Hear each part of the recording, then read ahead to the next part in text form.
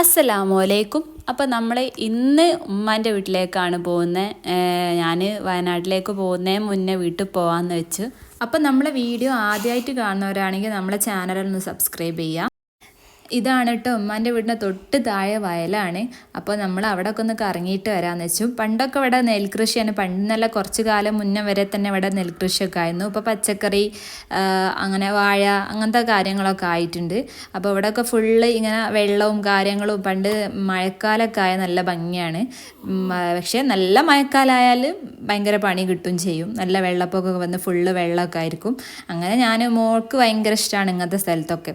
മോളും ഞാനും ഒന്ന് പോകാമെന്ന് വെച്ച് ആൾക്ക് പറഞ്ഞിട്ടാണ് മോൾ അങ്ങോട്ട് കൊണ്ടുവന്നത് തന്നെ. അങ്ങനെ ഉമ്മാൻ്റെ ഒപ്പം അങ്ങ് വിളിക്കുന്നുണ്ട്. നട്ടുച്ച സമയത്ത് അവിടെ പോണ്ട, പാമ്പുണ്ടാവും, അങ്ങനെ ഇങ്ങനെയെന്നൊക്കെ പറഞ്ഞ് വിളിക്കുന്നുണ്ട്.